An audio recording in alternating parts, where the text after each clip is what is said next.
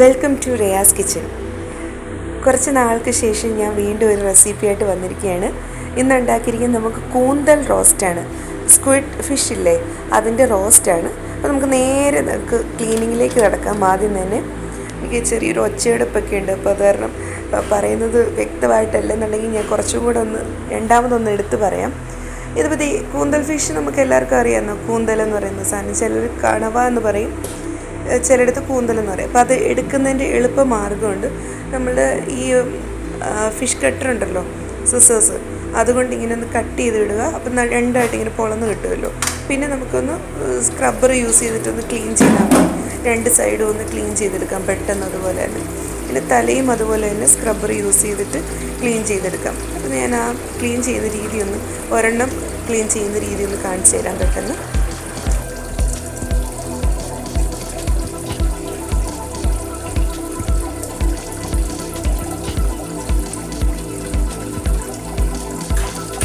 സിമ്പിളായിട്ട് ഇതുപോലെ അതിൻ്റെ അകത്തെ അഴുക്കൊക്കെ നമുക്ക് ഈസി ആയിട്ട് എടുത്ത് കളയാൻ പറ്റും.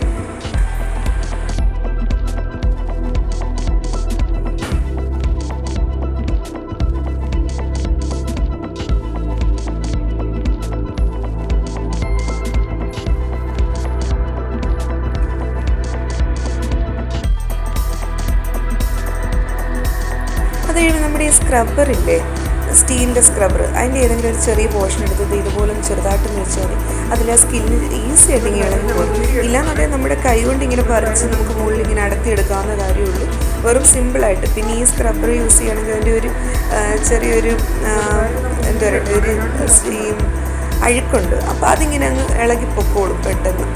ചെറുതായിട്ടൊന്ന് തൂത്ത് കൊടുത്താൽ മതി, പെട്ടെന്ന് എടുക്കാം നമുക്ക് ഈ ഒരു സ്ക്വിഡ് ഫിഷ്.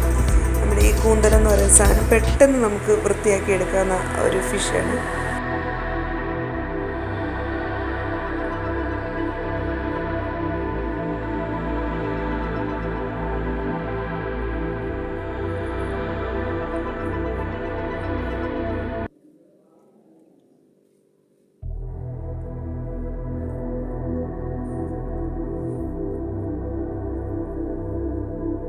വേണ്ട, വളരെ പെട്ടെന്ന് തന്നെ നമുക്ക് ക്ലീൻ ചെയ്തെടുക്കാം. അപ്പോൾ ഒരെണ്ണം റെഡിയായി.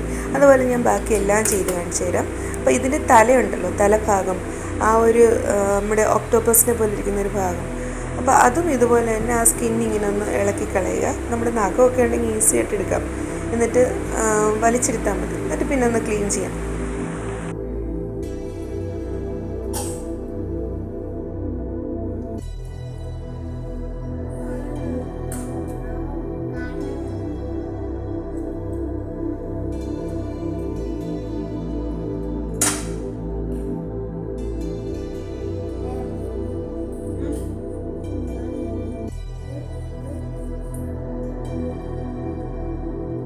അത് ഇതുപോലെ നമ്മുടെ ഈ സ്ക്രബ്ബർ കൊണ്ട് അരയ്ക്കെങ്കിൽ നന്നായിട്ട് അഴുക്കൊക്കെ പോയി നല്ല വൃത്തിയായി കിട്ടും നമുക്ക്.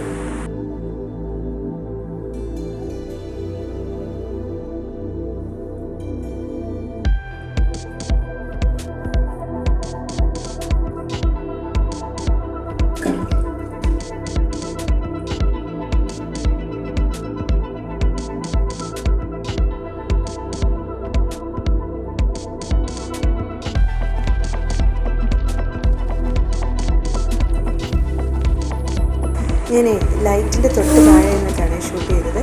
അപ്പം മൊബൈൽ അവിടെയാണ് വെച്ചിരിക്കുന്നത്. അപ്പോൾ അത് കാരണം അതിൻ്റെ ഒരു റിഫ്ലക്ഷൻ എടുക്കുന്നുണ്ട്. പിന്നെ ഇത് കണ്ടോ, ഇതുപോലെ നമ്മളെല്ലാം വാഷ് ചെയ്തെടുത്തിട്ടുണ്ട്. നല്ല ക്ലീനായിട്ട് നല്ല വൈറ്റ് കളറിൽ നമുക്ക് കിട്ടും. ഈസി ആയിട്ട് നമുക്കത് വാഷ് ചെയ്യാം. കണ്ടോ, ഇതുപോലെ ഇങ്ങനെ ഒന്ന് കൈ കൊണ്ട് ഇങ്ങനെ ഒന്ന് വെച്ച് കൊടുത്താൽ മതി. അതിനെന്തെങ്കിലും പാട കണക്കുന്നുണ്ടെങ്കിൽ നമുക്കത് ഇങ്ങനെ വെച്ച് കൊടുക്കാൻ വരും. പിന്നെ അങ്ങ് വലിച്ച് കളയാം. പെട്ടെന്ന് വാഷ് ചെയ്തെടുക്കും. പെട്ടെന്ന് നമുക്ക് ഈ ഫിഷ് ഒന്ന് കട്ട് ചെയ്തെടുക്കുകയും ചെയ്യാം.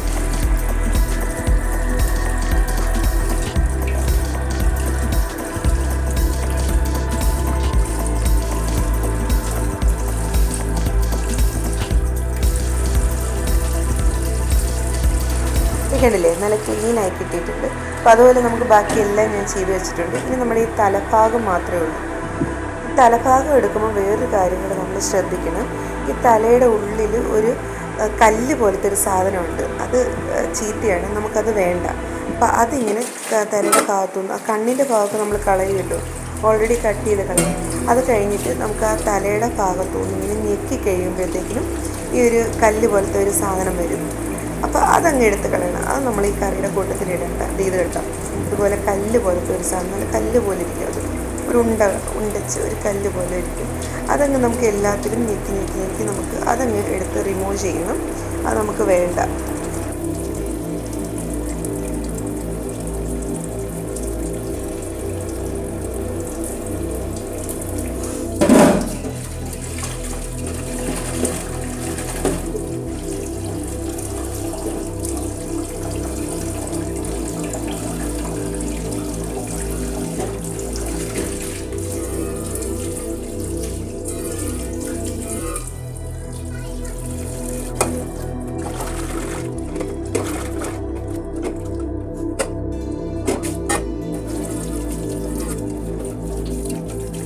അതുപോലെ 2-3 ട്രിപ്പ് വാഷ് ചെയ്യണം ആ തലയുടെ ഭാഗമേ. അത് കഴിഞ്ഞിട്ട് നമുക്ക് പിന്നെ ഒന്നും കൂടെ മഞ്ഞളും ഉപ്പും കൂടി ഇട്ട് വാഷ് ചെയ്യണം. അത് ഞാൻ എന്തിനാണെന്ന് കാണിച്ചു തരാം.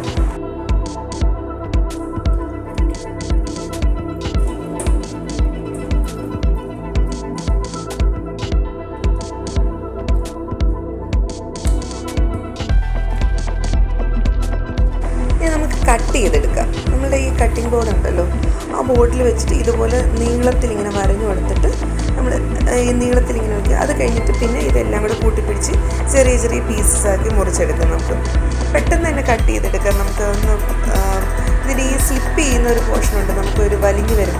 ആ അഴുക്ക് പോകാനാണ് നമ്മൾ ആദ്യം ആ സ്ക്രബ്ബർ ഇട്ട് ചെയ്തത്. അപ്പം നമുക്ക് പെട്ടെന്ന് അത് ഈ ബോർഡിൽ വെച്ചിട്ട് ഇതുപോലെ കട്ട് ചെയ്തെടുക്കാം. ഇവൻ ഷേപ്പിലൊന്നും വേണമെന്നില്ല, എന്നാലും ഏകദേശം ഒരേ വലിപ്പം വന്നു കഴിഞ്ഞാൽ വേവ് അതേ ലെവലിൽ തന്നെ നമുക്ക് കിട്ടും. ഇല്ലെങ്കിൽ വലിപ്പം കൂടിയത് വേവ് കുറയും, വലിപ്പം കുറഞ്ഞത് പെട്ടെന്ന് വെന്ത് കിട്ടും, അങ്ങനെ വരും. അതുകൊണ്ട് ഒരേപോലെ ഏകദേശം ഷേപ്പ് വരുന്ന രീതിയിൽ നമുക്കിതാ ഇതുപോലെ കട്ട് ചെയ്തെടുത്തിട്ടുണ്ട്. ബാക്കിയെല്ലാം അതേപോലെ തന്നെ നമുക്ക് കട്ട് ചെയ്തെടുക്കാം.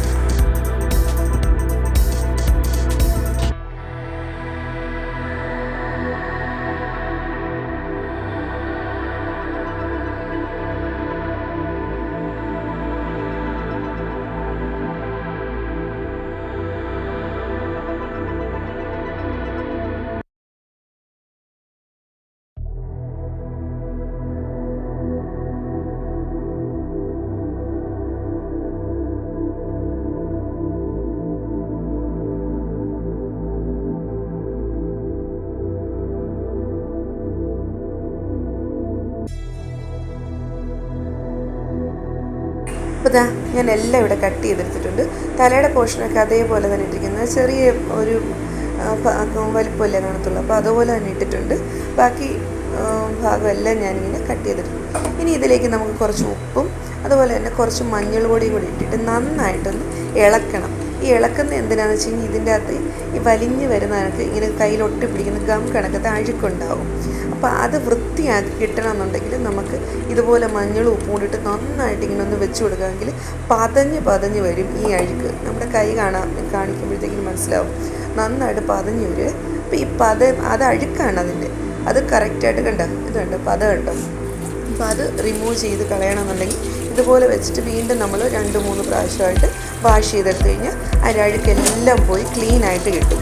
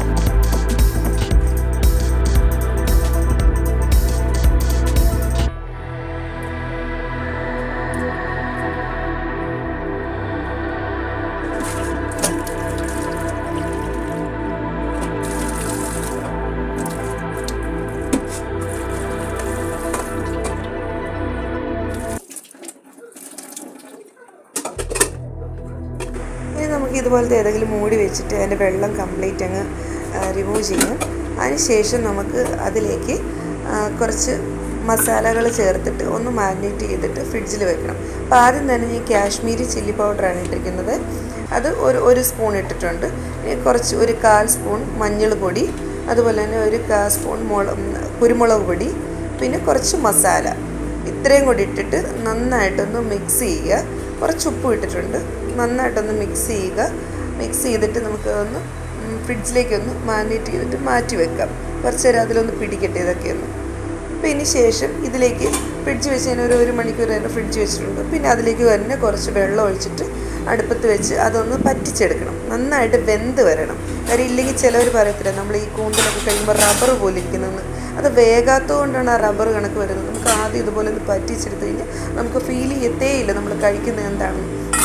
സാധാരണ നമ്മൾ ഫിഷ് കഴിക്കത്തില്ലേ, അതേപോലെ നന്നായിട്ട് വെന്ത് കിട്ടും നമുക്ക്. അപ്പോൾ ഇതുപോലെ ഒന്ന് പറ്റിച്ചെടുക്കാം. ഞാനിതിപ്പം മറ്റേ അടുപ്പിലേക്ക് മാറ്റി വെച്ചിട്ടുണ്ട്. അത് അവിടെ നിന്ന് തിളച്ച് പറ്റട്ടെ. അപ്പോൾ അത് ആ സമയം നമുക്ക് പാൻ വെച്ച് ഞാനതിലേക്ക് ഓയിൽ ഒഴിച്ചിട്ടുണ്ട്. ഒരു 2 സ്പൂൺ ഓയിൽ ഒഴിച്ച് കൊടുത്തിട്ടുണ്ട്. ഇനി അതിലേക്ക് നമുക്ക് കടുക് ഇട്ട് കൊടുക്കാം.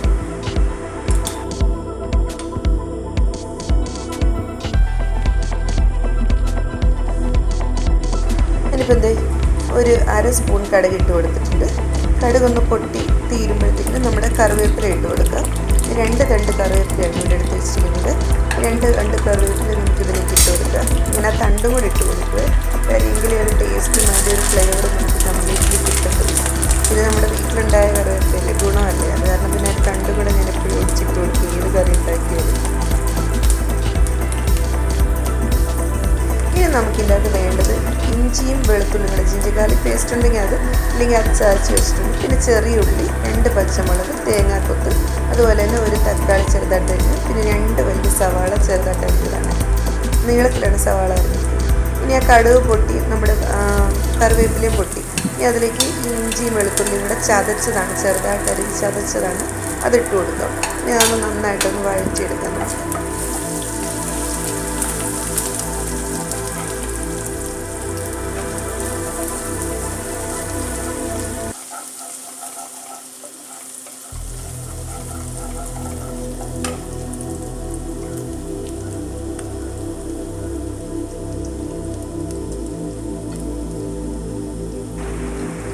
ഇനി അത് വഴണ്ടി വരുമ്പോൾ നമുക്ക് തേങ്ങാക്കൊത്തിട്ട് കൊടുക്കാം. കാര്യം തേങ്ങാക്കൊത്താണ് നമുക്ക് അത് കഴിയുമ്പോൾ നന്നായിട്ടൊന്ന് മൂത്ത് കിട്ടേണ്ട തേങ്ങാക്കൊത്താണ്. അപ്പോൾ തേങ്ങാക്കൊത്തും കൂടി ഇട്ട് കൊടുത്തിട്ടുണ്ട്. അത് നന്നായിട്ടൊന്ന് മൂത്ത് കിട്ടണം സോട്ട് ചെയ്ത്. അതിൻ്റെ കൂട്ടി തന്നെ 2 പച്ചമുളക്, ചെറിയ 2 പച്ചമുളകാണ്, അതും ഇട്ട് കൊടുത്തിട്ടുണ്ട്. അത് നന്നായിട്ടൊന്ന് സോട്ട് ചെയ്ത് വഴറ്റിയെടുക്കാം. അതിലേക്ക് ചെറിയ ഉള്ളി ഒന്ന് ജസ്റ്റ് ഒന്ന് വഴണ്ടി വന്നിട്ട് ചെറിയ ഉള്ളി നമ്മൾ അരിഞ്ഞ് വെച്ചിട്ടില്ലേ, അതൊരു 4-5 ഉള്ളി ഞാൻ എടുത്തിട്ടുണ്ട്. ആ ചെറിയ ഉള്ളിയും കൂടി ഇട്ടിട്ട് നന്നായിട്ട് ഇതുപോലെ തന്നെ വഴറ്റിയെടുക്കാം നമുക്ക്. ഇനി അടുത്തതായിട്ട് നമ്മുടെ സവാള, 2 വലിയ സവാളയാണ് ഞാൻ അരിഞ്ഞ് വെച്ചിരിക്കുന്നത്. അത് നമ്മളിതെല്ലാം ഈ എണ്ണയ്ക്കകത്ത് വഴണ്ടി വരുമ്പോൾ ഇതെല്ലാം ഒന്ന് ക്രീമി ആ ഒരു ടെക്സ്റ്റിൽ നമുക്ക് കിട്ടും. അപ്പോൾ അത് കാരണം നമുക്ക് ഇത്രയും വേണം. ഈ ഒരു ക്വാണ്ടിറ്റിയിൽ കൊന്തലെടുത്തിട്ടുള്ളതിന് നമുക്ക് ഈ 2 സവാള വേണം. അപ്പോൾ ചെറിയുള്ളി ഇട്ടിരിക്കുന്നത് വെച്ച് കഴിഞ്ഞാൽ അതിൻ്റെ ഒരു എരിവ് ഉണ്ടല്ലോ. നമുക്ക് സവാളയ്ക്ക് കൂടുതലും മധുരമാണല്ലോ. ഈ ചെറിയുള്ളിയുടെ ചെറിയൊരു എരിവും കാര്യങ്ങളും ഒന്ന് വരാൻ വേണ്ടിയിട്ടാണ് നമ്മൾ ചെറിയുള്ളി ഇട്ടിരിക്കുന്നത്. ടേസ്റ്റ് കൂടുതലായിട്ട് നിൽക്കുകയും ചെയ്യുന്നത് നമുക്ക്. ഇനി അതിലേക്ക് ഈ സവാള പെട്ടെന്ന് വഴന്ന് കിട്ടാനായിട്ട് നമുക്ക് കുറച്ച് ഉപ്പിട്ട് കൊടുക്കാം. ഉപ്പിട്ട് കൊടുക്കുമ്പോഴത്തേക്കും പെട്ടെന്ന് നമുക്ക് ഒന്ന് വഴറ്റി ഗോൾഡൻ കളറായിട്ട് നമുക്ക് കിട്ടും.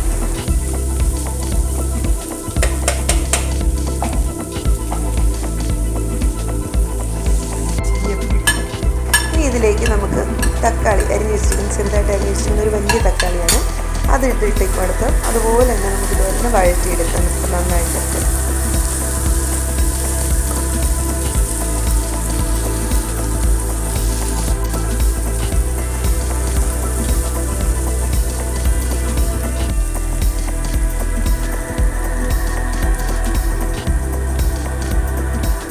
ഇനി ഇതിലേക്ക് നമ്മുടെ മസാലകൾ ഇട്ട് കൊടുക്കാം. ആദ്യം തന്നെ ചില്ലി പൗഡറാണ്, ഞാൻ കാശ്മീരി ചില്ലി പൗഡറാണ് യൂസ് ചെയ്യുന്നത്. അതൊരു 1.5 സ്പൂൺ ഇട്ട് കൊടുത്തിട്ടുണ്ട്. അടുത്തായിട്ട് നമുക്ക് കുറച്ച് മഞ്ഞൾ പൊടി, അത് 1/4 ടീസ്പൂൺ.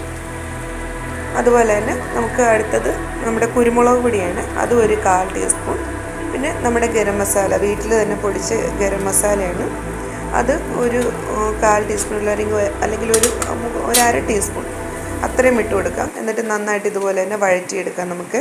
പിന്നെ കുറച്ച് ഉപ്പ് വേണമെന്നുണ്ടെങ്കിൽ ഉപ്പ്. ഞാനിപ്പം ഇതിൻ്റെ അകത്തേക്ക് മല്ലിപ്പൊടിയാണ് ഇട്ട് കൊടുത്തിരിക്കുന്നത്. അത് ഒരു 1/2 ടീസ്പൂൺ മല്ലിപ്പൊടി ഇട്ട് കൊടുത്തിട്ടുണ്ട്. മല്ലിപ്പൊടി ഇട്ട് കൊടുത്തു കഴിഞ്ഞാൽ നമുക്ക് ഒരു ക്രീമി ആയിട്ട് നമുക്ക് കിട്ടത്തുള്ളൂ, കൂടുതൽ തിക്കായിട്ട്. കുറച്ചും കൂടെ ഒന്ന് എണ്ണ ഒഴിച്ച് കൊടുക്കുക. എന്നിട്ട് നന്നായിട്ട് ഇതുപോലെ ഒന്ന് വഴണ്ടി ഇതെല്ലാം മിക്സായി വരണം.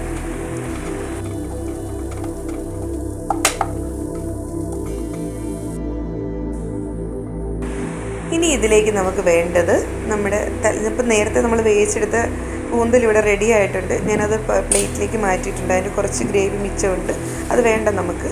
ഇനിയിപ്പോൾ ഇതിൻ്റെ അകത്തൊക്കെ നമ്മൾ മസാല ഇട്ടിട്ടുണ്ടല്ലോ. പിന്നെ ഇത് ഒരു 1/2 മുറി തേങ്ങയുടെ തലപ്പാൽ മാത്രമാണ്, 1/4 പാൽ മാത്രം.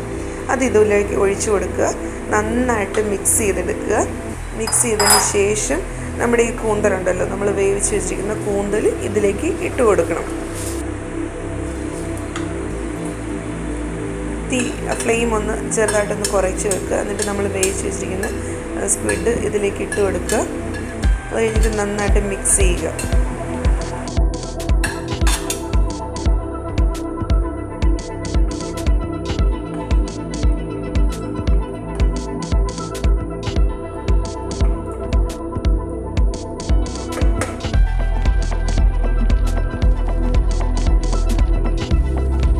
നന്നായിട്ട് മിക്സ് ചെയ്തതിന് ശേഷം നമുക്കൊന്ന് അടച്ച് വെച്ച് ലോ ഫ്ലെയിമിൽ നമുക്കൊന്ന് വേവിച്ചെടുക്കാം.